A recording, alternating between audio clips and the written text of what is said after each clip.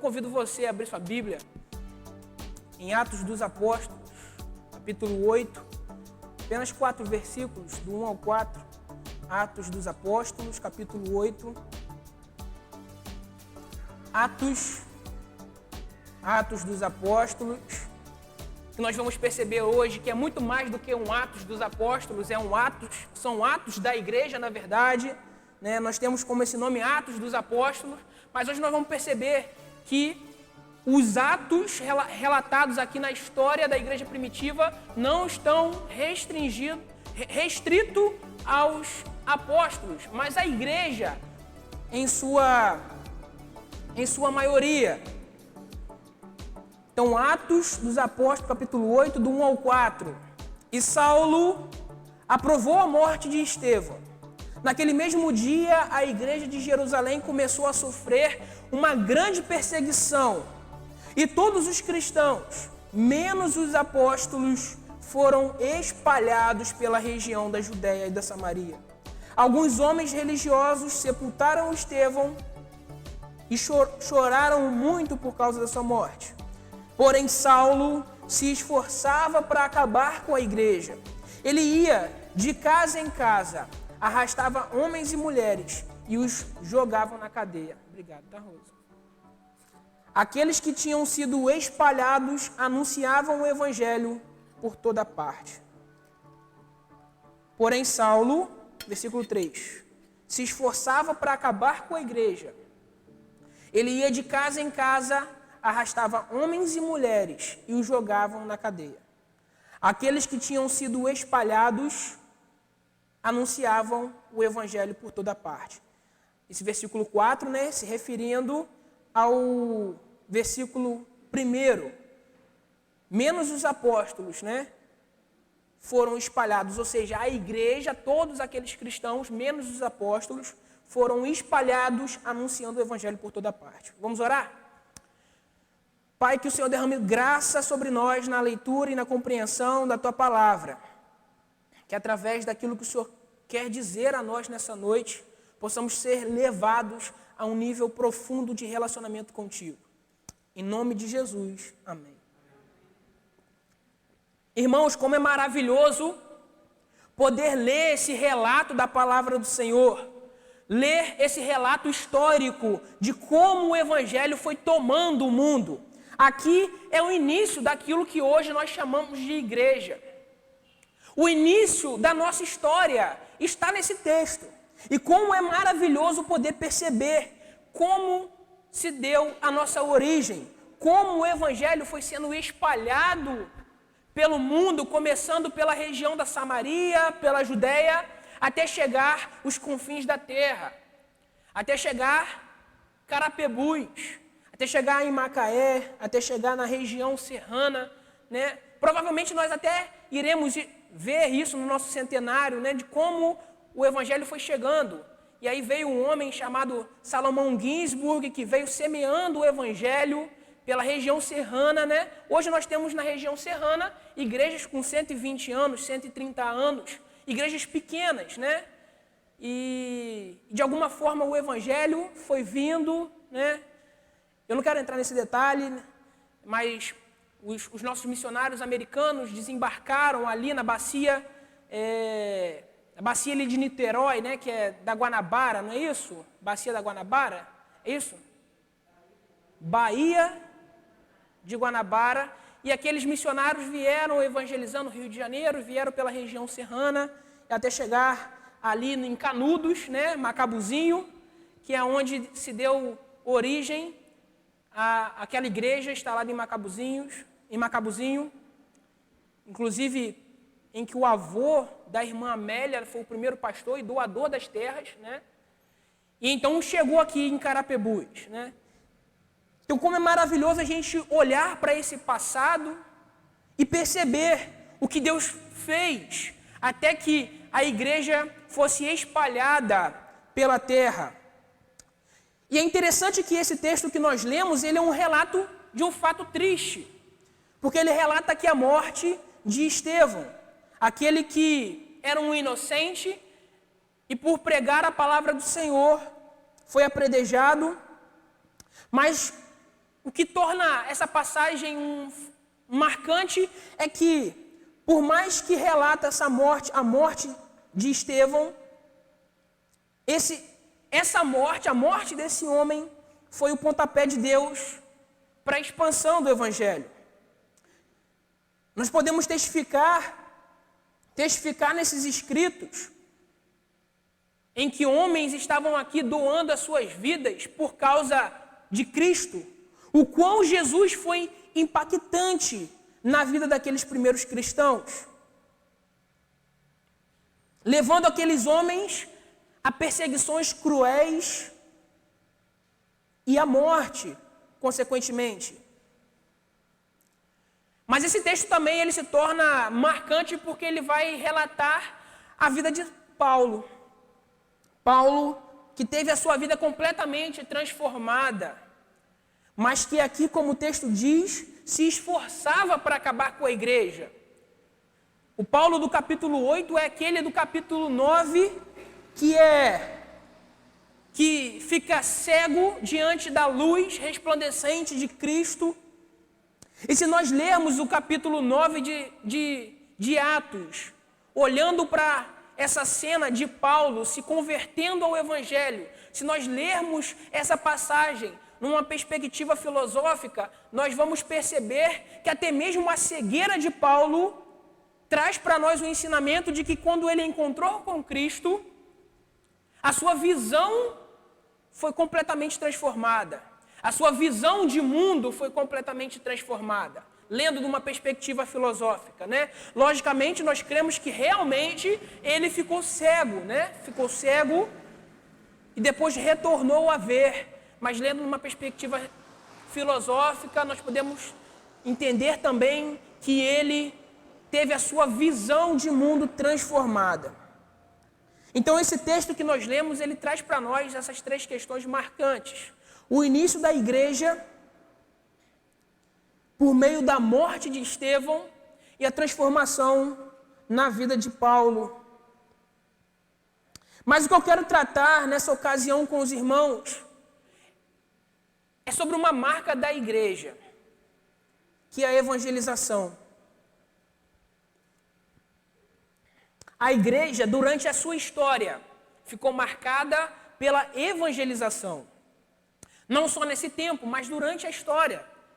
Como acabei de falar, até mesmo os missionários americanos que vieram, os missionários batistas americanos que vieram plantando igrejas batistas no Brasil, eles vieram evangelizando. E à medida com que evangelizava, nascia uma nova igreja.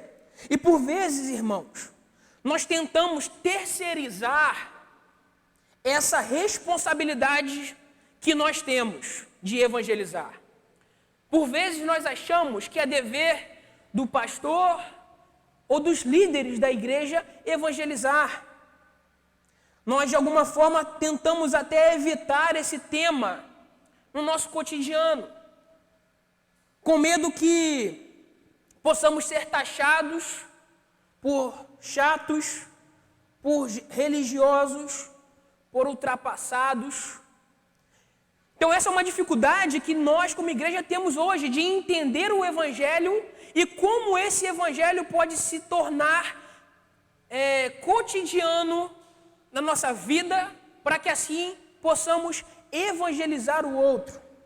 É uma dificuldade que nós temos. Isso é muito presente na vida dos jovens, por exemplo, porque os jovens, eles estão sempre trajados da forma como que o mundo quer que eles se trajem. E acaba que o Evangelho se torna apenas uma película na sua vida. Só que essa não é uma questão apenas restrita aos jovens. Muitos de nós, muitos dos adultos, da mesma forma, estão cada vez mais fúteis e vaidosos em nossos procedimentos. Os adultos estão cada vez mais fúteis e vaidosos nos seus procedimentos, nas maneiras como se comportam diante da sociedade, com medo de não serem aceitos pelas pessoas por causa da sua fé. Hoje, falar de Cristo Jesus, testemunhar Cristo Jesus, é ser fanático. E por conta dessa concepção que há na sociedade, nós nos restringimos desse fato, dessa responsabilidade que temos de testificar do Senhor. Temos medo de não sermos aceitos, de sofrermos com o fato de crermos em Cristo Jesus e de sermos denominados como cristãos. Mas se nós analisarmos a história da igreja, em todo o relato bíblico, irmãos, nós vamos ver que a necessidade de evangelizar está presente no DNA da igreja e na missão da igreja. Essa é a nossa missão como igreja. Há uma missão em nós estarmos plantados onde quer que estejamos. Por algumas vezes eu já disse aos irmãos que nós não estamos nesse mundo para fazermos o bem, por exemplo, para apenas fazermos o bem. Muitas pessoas resumem as suas vidas em fazer o bem, mas essa não é a nossa missão apenas. Nós não estamos nesse mundo para deixar bens para os nossos filhos. Nós não estamos nesse mundo para conquistar casas e carros. Por mais que isso seja bom, irmãos, não é contra isso que eu falo. Mas nós estamos nesse mundo para glorificar e testificar do Senhor. Há uma missão para cada um de nós. E se nós olharmos para esse texto que nós lemos, nós podemos perceber que esse relato não é apenas um relato dos Atos dos Apóstolos. Mas Lucas, ao relatar esse texto, ele foca o seu escrito naqueles que foram dispersos. Olha aí na sua Bíblia.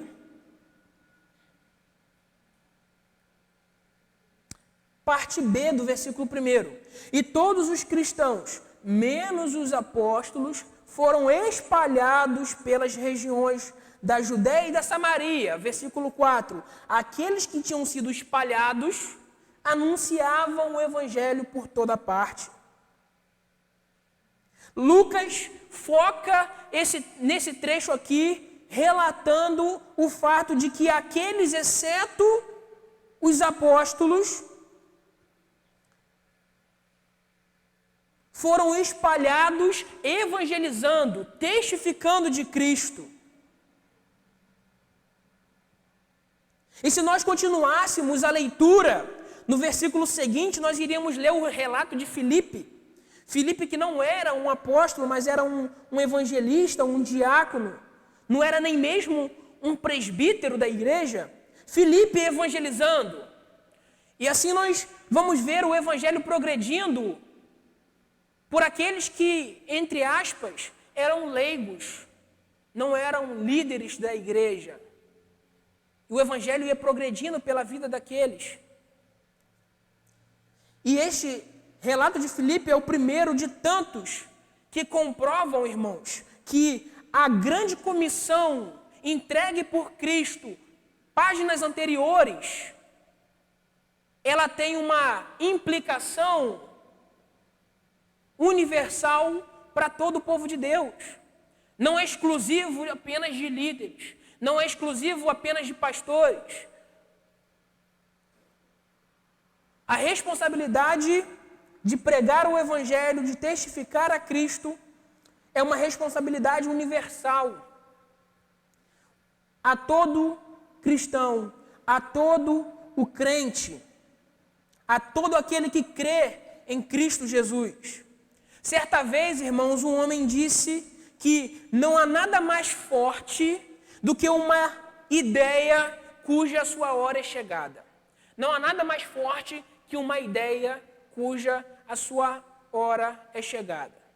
Conta a história que Aristóteles, ao aconselhar Alexandre o Grande, imperador grego, ele disse a Alexandre: Se você quer dominar um povo, domine o quê? A sua cultura. Domine as suas ideias. Não há nada mais forte, irmãos, do que uma ideia bem estabelecida.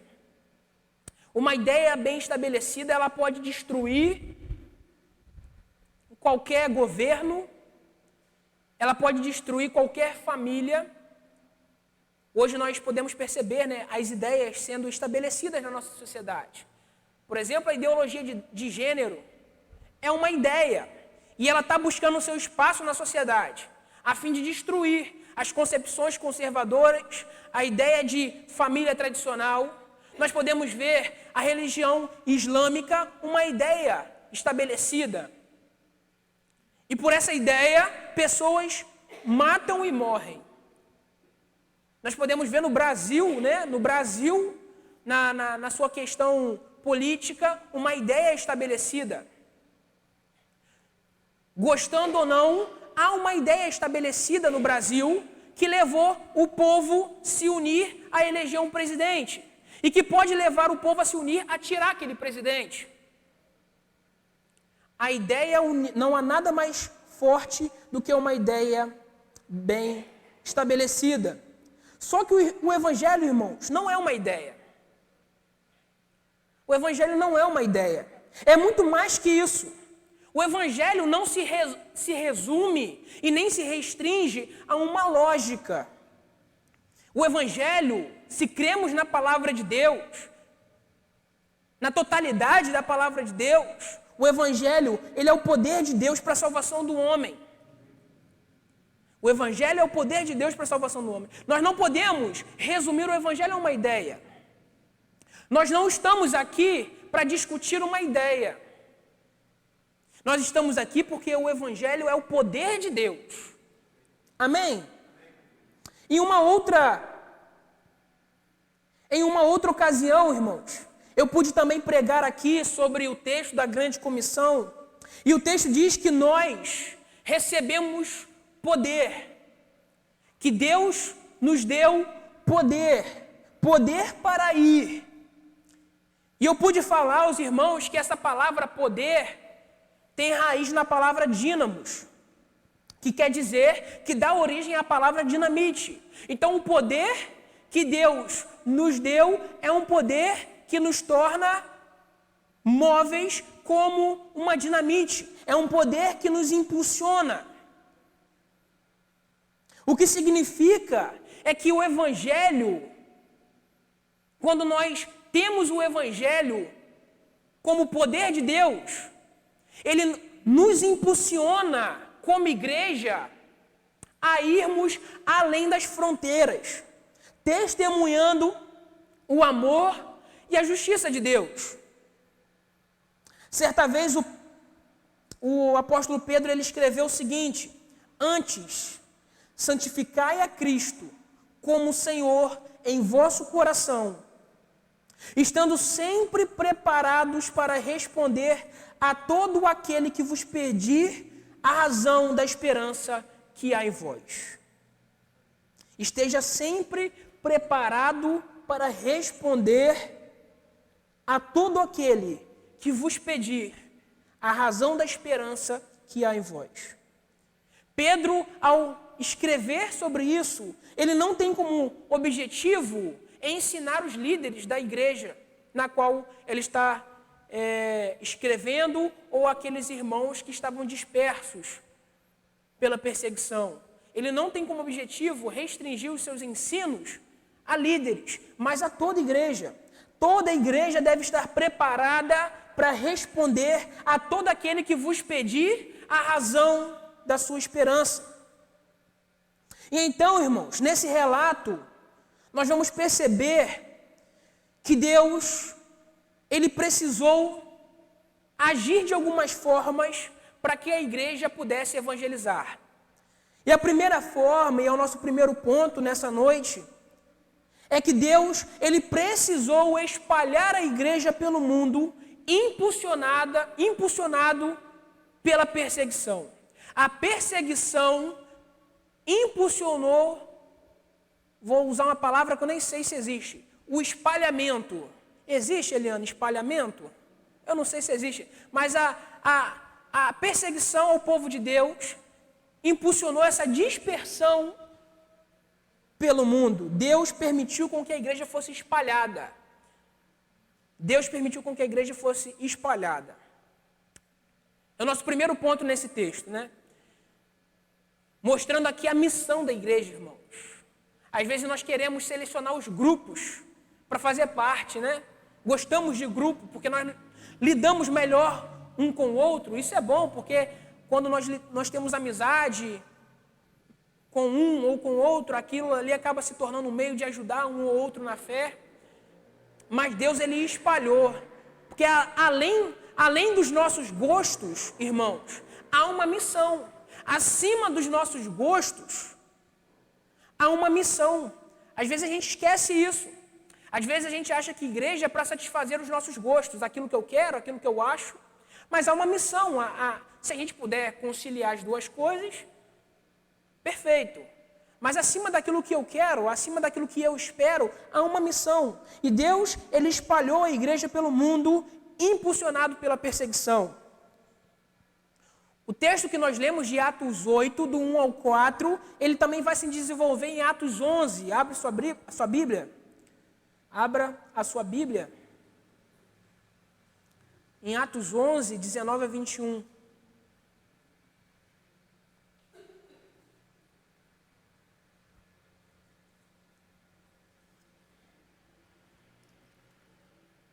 Aquilo que começou por Estevão vai se desenvolver aqui também, em Atos 11.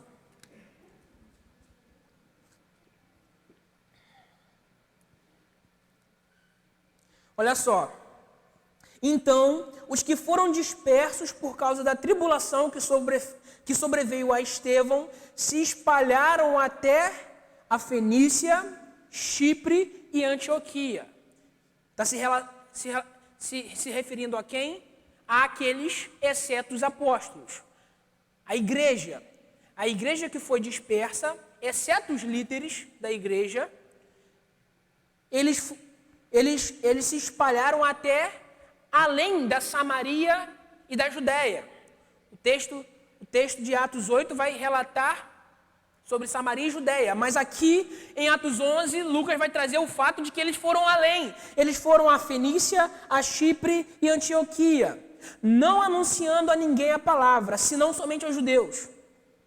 Alguns deles, porém, que eram de Chipre e de Cirene e que foram até Antioquia, falavam também aos gregos. Então, a igreja já começa a romper até além das barreiras limítrofes, né, das barreiras das cidades.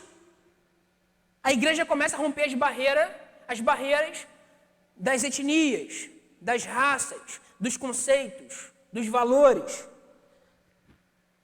Começam a falar também aos gregos, anunciando-lhes o evangelho do Senhor Jesus. A mão do Senhor estava com eles e muitos, crendo, se converteram ao Senhor. Amém. Que maravilha, né, irmãos? O primeiro fato é que para que a missão, irmãos, para que a missão da igreja fosse tornada realidade, Deus teve que espalhá-la sobre todo o mundo.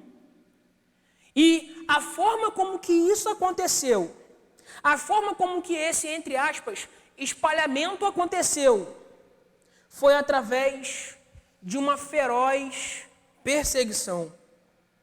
Tertuliano, irmãos, um homem que viveu no século II depois de Cristo e que deixou muitos escritos sobre os relatos daqueles que testificaram sobre Cristo, ele relatou o seguinte, que o sangue dos mártires é a semente do crescimento da igreja. O sangue daqueles que morreram testificando a Cristo Jesus devido às perseguições do império e da sinagoga e do sinédrio, o sangue desses homens é a semente do crescimento da igreja. E o estopim para o crescimento da igreja, para que o evangelho tomasse o mundo, foi o sangue de Estevão, do diácono Estevão. Aí, Estevão, que, tá vendo como é que seu nome tem uma importância? Parabéns ao irmão Júnior e à irmã Denise, a irmã Heloísa também, deve estar lá conosco no canal do YouTube. E o pastor Hernandes Dias Lopes, ele tem uma frase famosa que diz que a perseguição é o vento que atiça o fogo do Espírito Santo. A perseguição é o vento que atiça o fogo do Espírito Santo, que em vez de destruir a igreja, acaba promovendo a igreja. Para nós isso parece sem lógica, irmãos. Quem aqui gostaria de levantar as mãos se eu dissesse, levante suas mãos, quem gostaria de ser perseguido? Quem teria esse gosto? Não teríamos, né? Mas o fato é que Deus, Ele tornou o Evangelho conhecido por meio da perseguição ao seu povo. Por mais que isso pareça sem lógica, mas quanto mais a igreja ela é perseguida, e quanto mais os seus membros sofram danos por conta dessa perseguição, o evangelho ele vai tomando os espaços e a igreja ela vai crescendo. Se nós olharmos a sequência do texto, nós vamos perceber que a morte de Estevão, foi ela que provocou a dispersão, e essa dispersão resultou em evangelização para o mundo todo. Olha a sequência, irmãos. A morte de Estevão provocou dispersão. Fez com que aqueles cristãos tivessem que sair correndo, né? Nós vemos hoje aí o ataque do Talibã no Afeganistão, e nós vemos as pessoas saindo correndo, né? Correndo, e aquele vídeo triste, né, irmãos? Quantos viram o vídeo do avião? As pessoas se agarrando no avião, né? Coisa triste, e o avião voando e pessoas caindo. E aí a gente vê também homens entregando crianças, né, para que aquelas crianças sejam levadas eu não sei se eram soldados americanos, para que sejam levadas pelos soldados, né? Da mesma forma aconteceu com nossos irmãos na fé do primeiro século. À medida com que a perseguição foi se tornando real, aqueles homens, eles foram se espalhando pelo mundo. E à medida com que eles se espalhavam, o evangelho ele ia tomando todo mundo. E no mundo antigo, irmãos, eles acreditavam que sofrer perseguição era sinônimo de desobediência a Deus. Eles acreditavam isso, que quando um homem sofria perseguição, é porque ele estava em desobediência a Deus. Contudo, o que nós podemos perceber a partir do Novo Testamento é que essa não é a lógica. Porque foi a perseguição ao povo de Deus que trouxe como resultado a promoção do Evangelho e a expansão do reino de Deus. E eu gostaria de destacar alguns pontos. Destacar nesse ponto que se não há perseguição, irmãos, à igreja, se não há perseguição, algo está errado na sua missão. Eu gostaria que você guardasse essa frase, que você refletisse em casa nessa frase, que se não há perseguição à igreja, algo está errado na sua missão. Talvez hoje em dia, muitos cristãos não estão dispostos a pagarem o preço de serem perseguidos. Se você olhar o relato de Estevão, a mensagem pregada por Estevão o levou a ser apedrejado. Charles Spurgeon, ele disse o seguinte: o cristão, ele não está em perigo quando ele é perseguido pelo mundo. Olha só, irmãos, o cristão, ele não está em perigo quando ele é perseguido pelo mundo. mas quando ele é amado pelo mundo. O cristão está em perigo quando ele é amado pelo mundo. Então, irmãos, vale a pergunta aqui: até que ponto até que ponto nós estamos dispostos a pagar um preço pelo testemunho de Cristo? Até que ponto nós estamos prontos, irmãos? Porque é fato que há uma perseguição bastante clara em nosso meio hoje em dia. Na quinta-feira, e eu já faço um convite aos irmãos, porque a partir de setembro também nós retornaremos com o nosso culto presencial de quinta-feira, o culto de oração, né? E o culto de oração, a gente até discutia isso aqui na igreja, com o Ministério de Louvor. O culto de oração, na teoria, deveria ser até mais cheio, né, do que os nossos cultos de domingo. Porque a oração é o alimento do crente, né? Então eu faço um convite a você a vir às quintas-feiras, não nessa semana, mas na próxima, né, David? Na próxima, a partir de setembro, na próxima semana, a estar conosco aqui às 19h30, orando ao Senhor.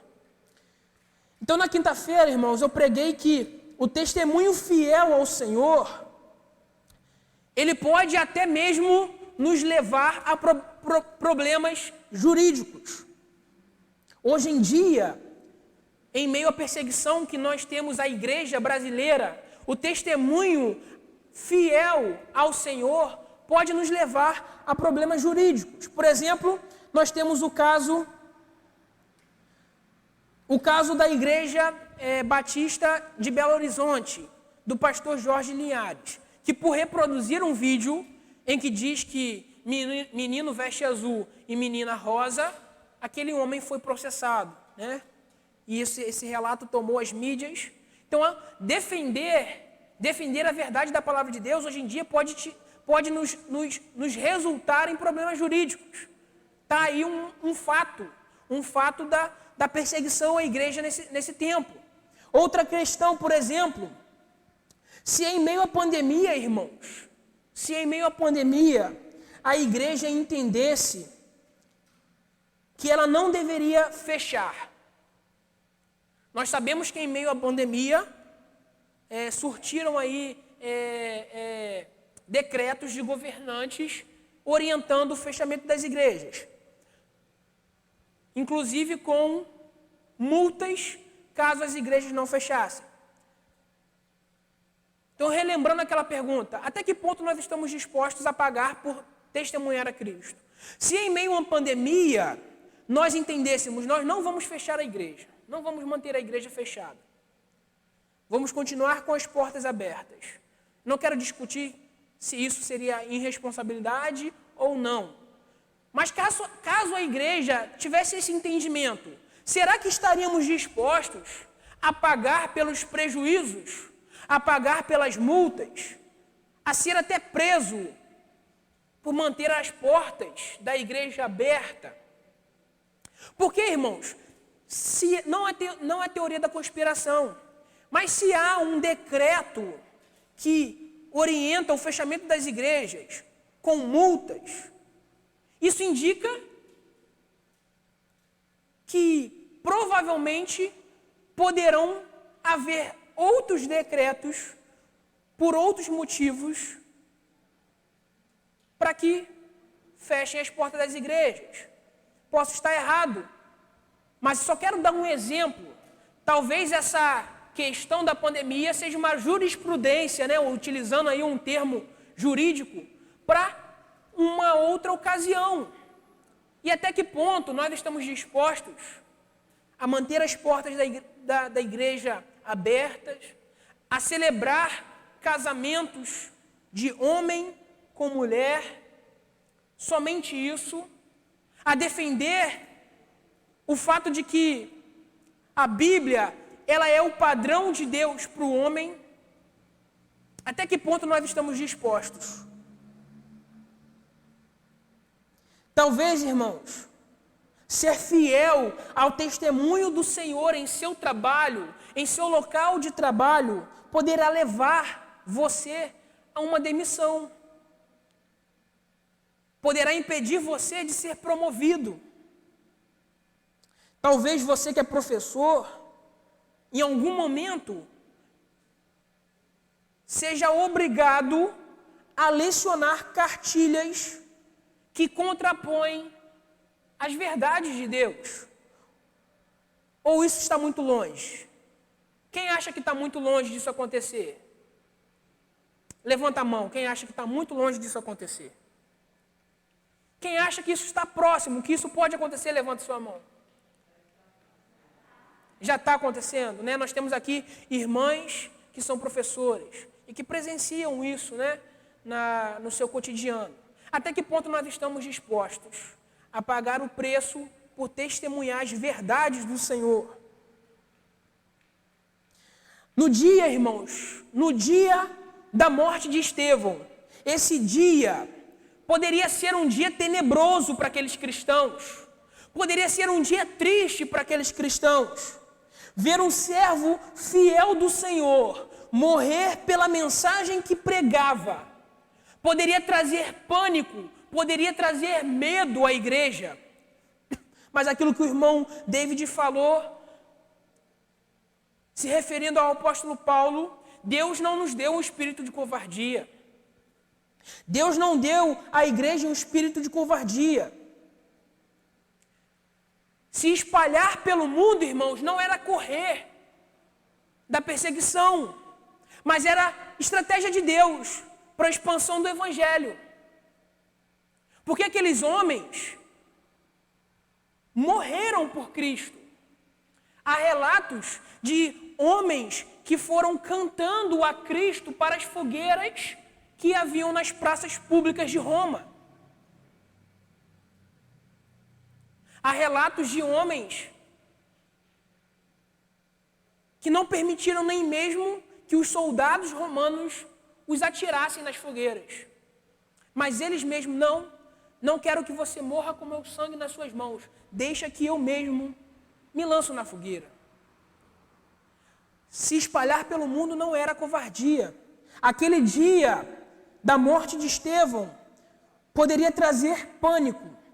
Mas do ponto de vista do Senhor, aquele foi o marco para o início de uma grande obra de Deus pelo mundo.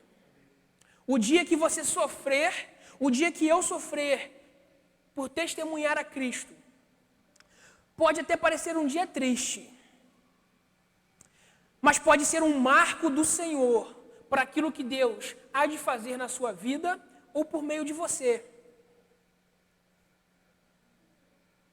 Da mesma forma, irmãos, quando nós pagamos o preço por ser quem o Senhor diz quem somos,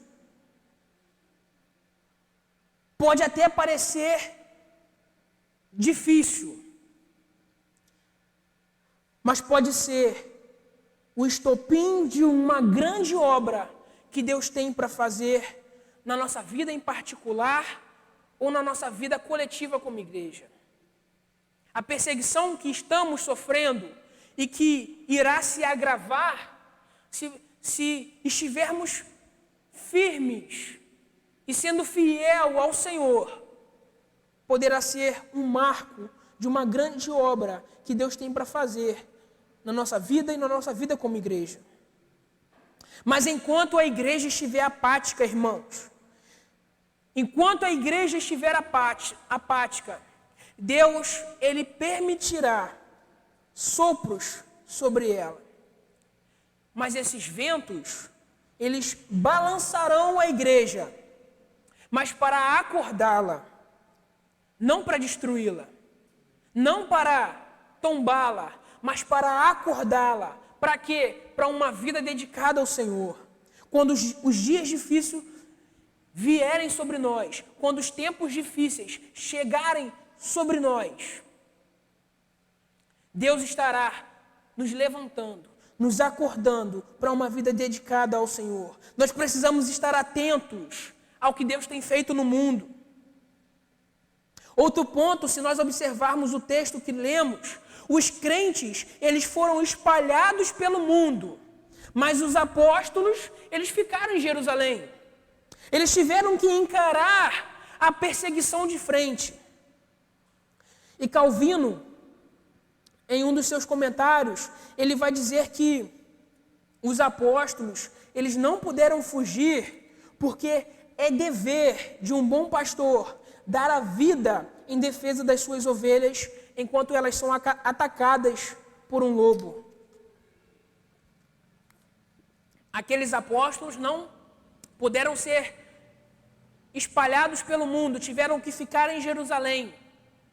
Segundo Calvino, porque é dever de um bom pastor dar a sua vida em defesa das suas ovelhas.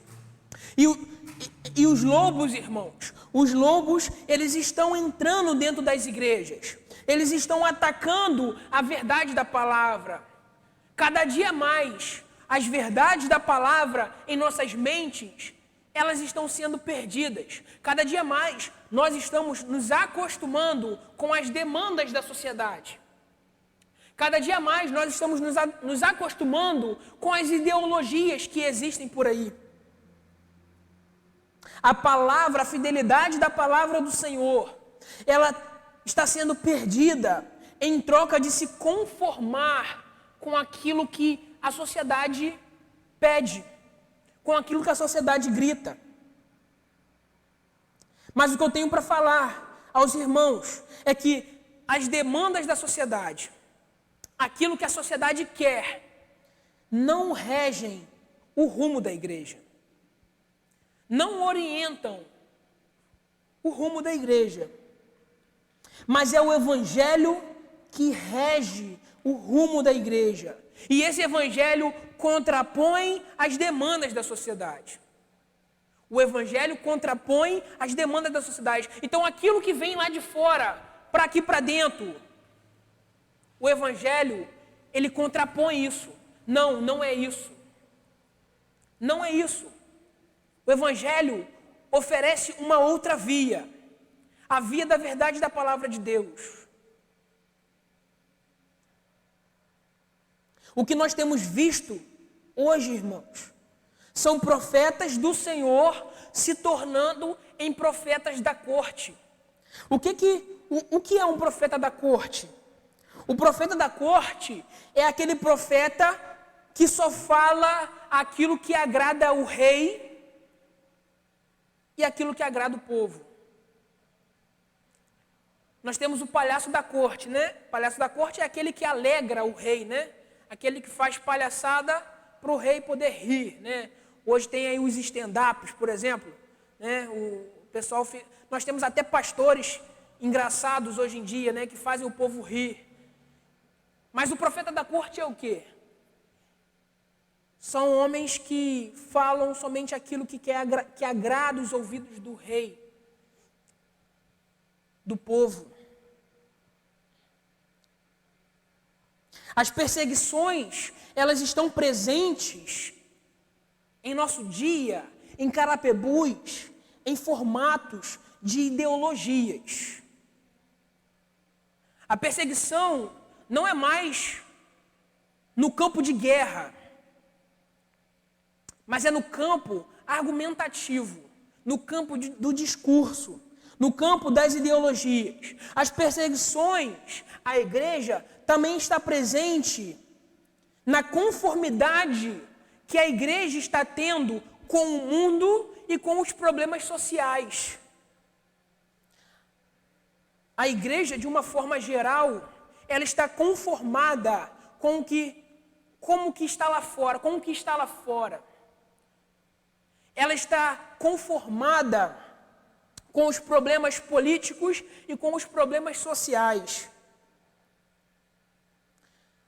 A perseguição que nós presenciamos em nossos dias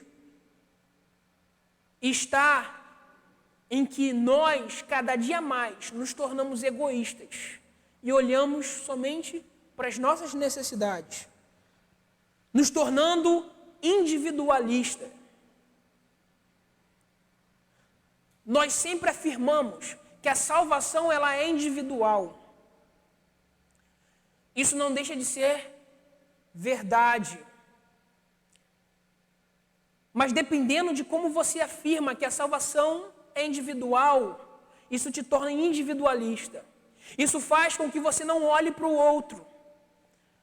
Isso faz com que você não tenha consciência da sua responsabilidade de evangelizar e de levar salvação. Uma salvação que não é apenas da alma, mas uma salvação também que é social. Uma salvação também que é política.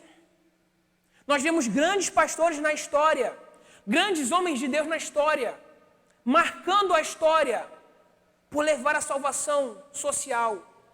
Nós temos Agostinho de Hipona, nós temos Lutero, nós temos Tomás de Aquino, nós temos Martin Luther King, homens que Deus levantou em seus tempos para que por meio do Evangelho a igreja cooperasse na salvação social, na salvação política. E está em nossas mãos, no nosso tempo, também sermos homens e mulheres que marcam o tempo. E será que nós estamos enxergando tudo isso, irmãos?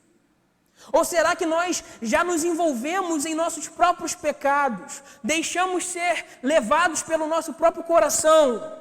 Será que nós já nos acostumamos com a nossa zona de conforto e não conseguimos mais ver a implicação que o Evangelho tem em nossas vidas? Será que nós não conseguimos ver as responsabilidades que nós temos por sermos cristãos? Guarde no seu coração que a igreja, ela só cresce, irmãos, quando ela sai da sua zona de conforto. É isso que Deus fez com a igreja na história. O povo não estava na sua zona de conforto, e por não estar na sua zona de conforto, a igreja avançava. Por isso nós chegamos no nosso segundo e último ponto, que é a dispersão impulsionada pela perseguição gerou evangelização e crescimento da igreja. Esse espalhamento que eu disse, esse espalhamento da igreja, impulsionado por uma perseguição, gerou evangelização e crescimento da igreja. Quando nós compreendermos que os ventos que sopram sobre nós, quando nós compreendemos esses ventos e nos mantivermos firmes testemunhando o Senhor, nós seremos levados a um nível de relacionamento e de dependência do Senhor nunca antes visto na história e vivido por nós. Quando compreendermos os ventos que sopram sobre nós e nos mantivermos firmes no Senhor, nós seremos levados a um nível de dependência e de relacionamento com o Senhor nunca antes visto. Talvez seja isso que falte para a igreja brasileira. E da mesma forma que um vento, ele é soprado para fazer com que a chama do carvão se acenda. E nós temos aqui uns irmãos que são abençoados na churrasqueira, o irmão Alex, o irmão Roberto, o irmão Josué, o irmão Jorge, o pessoal que gosta ali, né, de ficar perto da churrasqueira. Da mesma forma que o vento, ele é necessário para que a chama do carvão se acenda. Os ventos sobre a igreja aumentam a chama do Espírito Santo sobre ela e faz alongar as suas fronteiras. Irmãos, sem dúvida, se olharmos para a história da igreja, a perseguição tornou a missão da igreja mais significativa. Já parou para analisar, irmãos, que quando tudo está indo muito bem na nossa vida, a gente começa a criar coisas desnecessárias. Quando você está com dinheiro sobrando, por exemplo, isso é difícil, né? É difícil, mas quando você está com dinheiro sobrando, você fica tentado a sempre estar comprando, né? O pastor falou sobre isso pela manhã. Você fica sempre tentado a estar comprando algo que nem sempre é tão necessário. Enquanto que, quando você está passando por dias difíceis, os dias de forma financeira difíceis, nós escolhemos bem com o que gastar. Gastamos apenas com aquilo que é necessário, com aquilo que é essencial. Da mesma forma, nós como igreja, quando nós vivemos uma vida tranquila como igreja, nós acabamos correndo o risco de perder de vista a nossa missão. Mas quando nós passamos por momentos difíceis, por dias de perseguição, nós reorientamos a nossa visão, a nossa rota para a missão que Deus constituiu para cada um de nós. Nós podemos afirmar, irmãos, que a perseguição para o povo de Deus foi necessária para o cumprimento da missão dada por Cristo ao subir aos céus. Missão essa de ir por todo o mundo pregando o Evangelho. Paulo, nesse texto, representante do Sinédrio. Sinédrio, que era um grupo de religiosos que fiscalizavam a religião e o que era ensinado pelos membros da época. Paulo, como nós lemos em Atos, versículo 4, ele prendia os crentes e os lançavam nas prisões. E Lucas, ele é enfático ainda ao afirmar que ele prendia homens e mulheres. Se você olhar os evangelhos, muitos dos relatos não vêm contando as mulheres, vêm contando os homens. Mas Lucas, ele faz questão de colocar aqui que Paulo, ele prendia homens e mulheres. Naquele tempo, irmãos, prender mulher não era algo comum. E esse fato indica que Paulo, ele era tão ruim, ele era tão severo, que ele levava que o Evangelho, que Cristo trazia ao seu coração um sentimento tão ruim, que até mesmo as mulheres eram lançadas na prisão. Mas ao mesmo tempo, relata que até mesmo as mulheres, cativadas por Cristo, provavelmente testemunhavam com toda força e firmeza acerca do Senhor. Mulheres essas que eram perseguidas numa cultura machista daquele tempo, que nem sempre tinham direito de falar, de se referir a um homem. Mas por amor a Cristo estavam sendo lançadas em prisão. Além desse fato, indica também que o Evangelho, ele irritou os religiosos daquele tempo, que com o apoio do império, atacavam os cristãos. E diante de tudo isso, irmãos, diante de todo esse quadro, a igreja, ela se tornou mais ousada. E o seu crescimento, o crescimento da igreja, era mais perceptível e até mesmo assustador. Imagina, né, capítulos anteriores, pregação de Pedro, se converter 5.000 pessoas. Imagina, irmãos, né? Se convertendo 5.000 pessoas de uma só vez. Segundo o nosso texto, que lemos, capítulo 8, versículo 1, a primeira dispersão ocorreu nas regiões de Judeia e Samaria. Em Atos 8, do 4 a 25, Lucas vai testemunhar Filipe. Filipe vai dar testemunho da conversão de Simão, o mago, e da visita de Pedro e de João. Em Atos 9, 32 a 42, nós vamos ler a respeito da visita de Pedro aos cristãos da região de Lida, Jope e da região de Sarona, terras que ficavam entre Judeia e Samaria. Em Atos 9, na conversão de Paulo, nós podemos entender que já havia cristãos em Damasco, cidade que era muito distante de Jerusalém. Em Atos 11, 19, conta-se que os que se espalharam por causa da morte de Estevão foram muito mais além da região de Judéia e Samaria. Foram até a Fenícia, Chipre e Antioquia. É o Evangelho tomando rumo, é o Evangelho tomando as terras, tomando os povos. transcendendo a ideia judaica de que Deus tinha como promessa apenas ao seu povo, mas agora tornando o evangelho disponível a todos os gentios, a todos os gregos. Lucas, ele relata a imediata relata aqui para nós a forte perseguição, a expansão e o crescimento da igreja se tornando cada vez mais forte pela vida daqueles que eram leigos, daqueles que não eram estudiosos da palavra do Senhor, daqueles que não eram líderes da igreja. Lucas está relatando isso para nós. É a igreja, é cada cristão expandindo o evangelho, expandindo o reino de Deus. Mas não somente Lucas relata isso, irmãos. Não somente Lucas relata isso. Historicamente, a igreja ela foi perseguida e cada vez mais ela foi crescendo, cada vez mais amadurecendo e expandindo o reino. Muitos imperadores perseguiram os cristãos.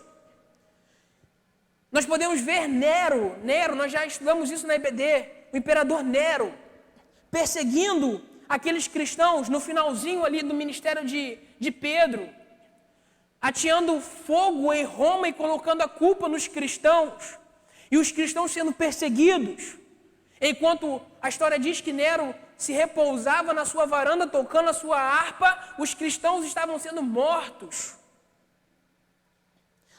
Nós temos também imperadores, o imperador que sucedeu o filho de Nero, chamado Domiciano, também que perseguiu os cristãos.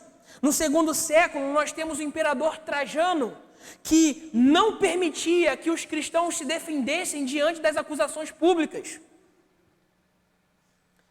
Nós temos em 161 depois de Cristo o imperador Marco Aurélio, que também era outro que perseguia os cristãos. Nós temos em 1553 a rainha da Inglaterra chamada Maria Tudor. Inclusive tem um seriado dela na Netflix, em que mandou queimar em praça pública os líderes da igreja daquele tempo. Aqueles que eram aqueles reformadores, da reforma protestante, aqueles puritanos, que foi um movimento inglês de avivamento que surtiu na Inglaterra. E diante dessa perseguição toda,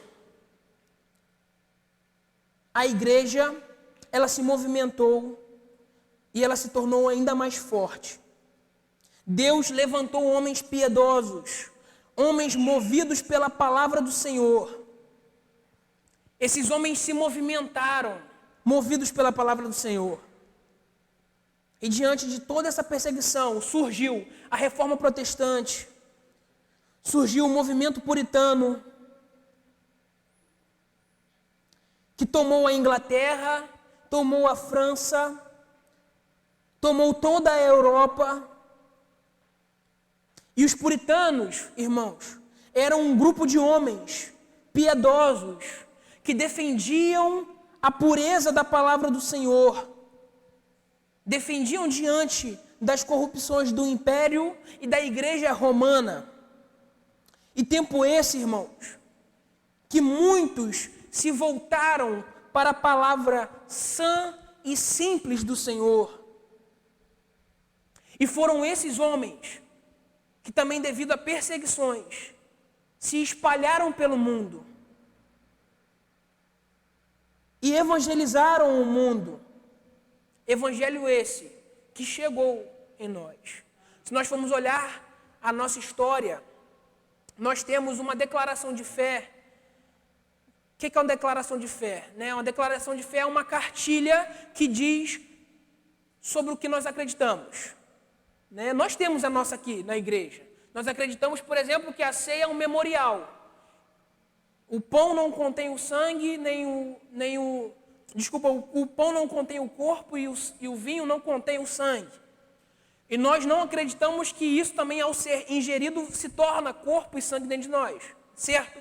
Acreditamos que isso é um memorial. Isso é uma declaração de fé sobre o que nós acreditamos. Nós temos uma também desses homens que foram perseguidos nos anos de 1500, 1600.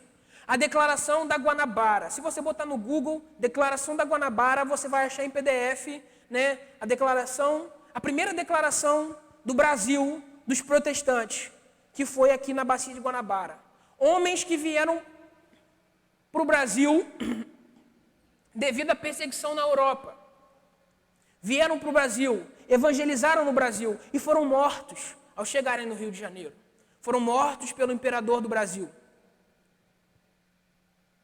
Mas mesmo assim, o evangelho chegou até nós. Mesmo assim. Não adianta, irmãos. Não adianta. Não adianta matar os líderes da igreja. A igreja, ela continua crescendo. A igreja, ela continua se expandindo. Onde eu quero chegar com esse breve relato histórico? Eu quero que você se alegre. Eu quero que você exulte a Deus. Que você vibre. Que você comemore com aquilo que Deus fez na história. E com o fato de que Ele continuará fazendo. Ao olhar para o nosso passado sanguento, nós devemos nos alegrar, porque cada gota de sangue dada por Cristo e pela sua palavra fez com que a igreja avançasse. E em nenhum momento, irmãos, nenhum momento Deus perdeu o controle. Quando os cristãos do primeiro século estavam sendo mortos, quando Pedro, segundo a tradição, foi crucificado de uma forma que não como Cristo. Quando João foi entregue, decapitado. Quando Estevão foi apedrejado. Quando os cristãos do primeiro século, do segundo século, foram queimados em fogueiras públicas, em praças públicas. Quando esses reformadores e puritanos, nos anos de 1500, século XVII, século XVIII, foram perseguidos e mortos, Deus não estava perdendo o controle. Se nós sermos perseguidos, se nós formos mortos, presos, condenados, multados, por pregar a palavra do Senhor, Deus não estará perdendo o controle. Pelo contrário, Deus, Ele torna a perseguição o pontapé para o crescimento do seu povo. Por isso que aquele texto que lemos na abertura do culto, de que as portas do inferno não podem prevalecer sobre a igreja, faz tanto sentido. Porque realmente isso é comprovado na história. Jesus disse isso e a história comprovou Jesus. Testificou Jesus. Se nós olharmos a história das perseguições japonesas e comunistas na Coreia do Sul, nós vamos perceber que não conseguiram parar a igreja. Pelo contrário, hoje a igreja sul-coreana é uma das mais populosas do mundo. A igreja em Seul é uma das mais populosas do mundo. Em 1949, por exemplo, o governo chinês, ele foi derrotado pelos comunistas. E nesse tempo,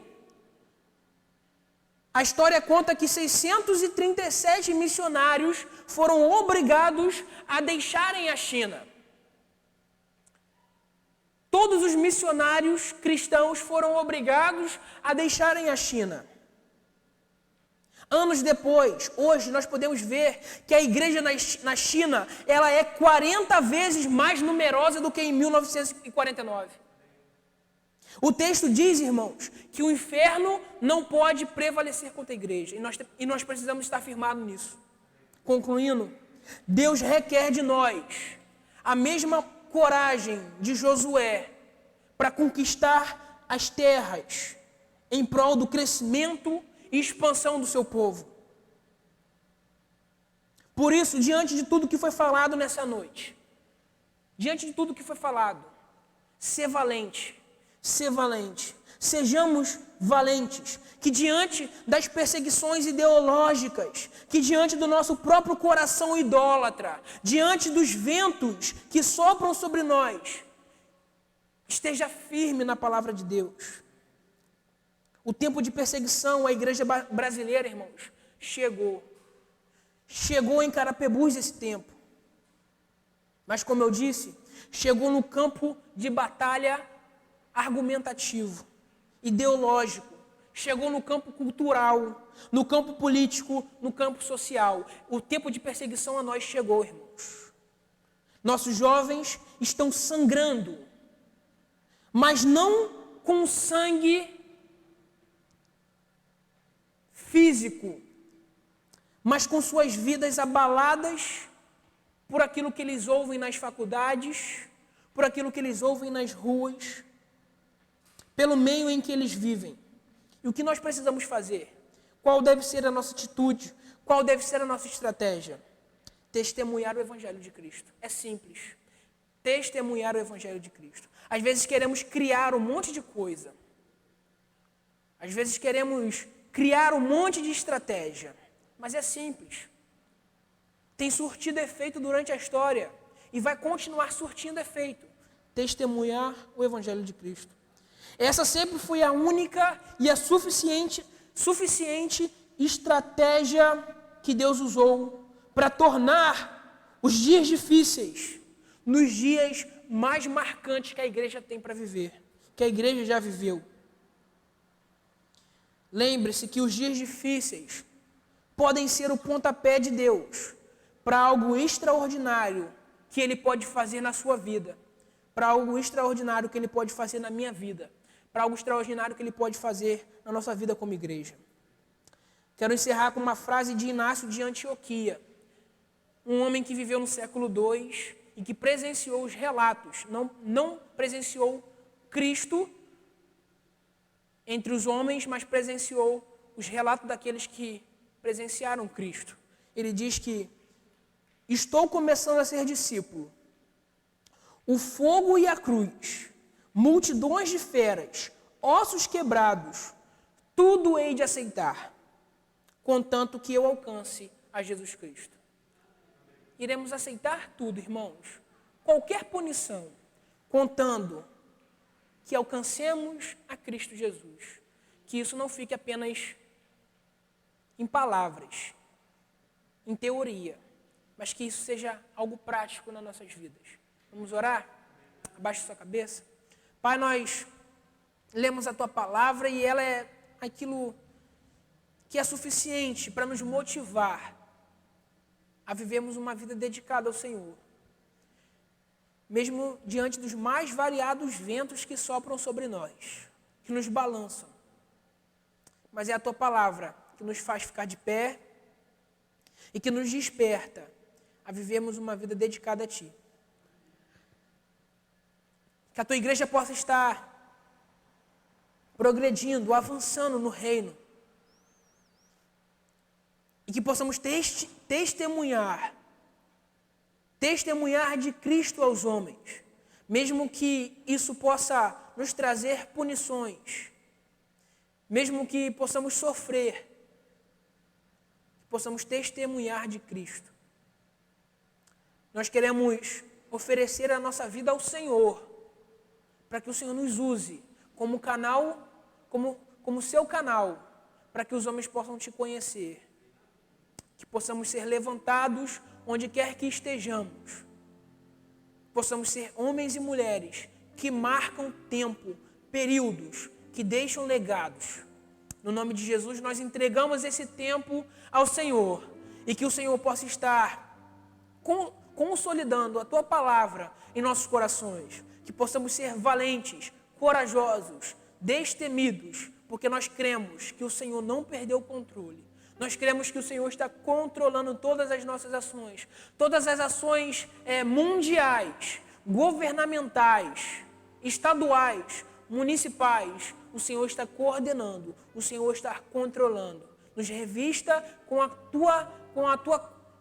tua coragem, para que possamos progredir e avançar. Em Cristo oramos. Amém.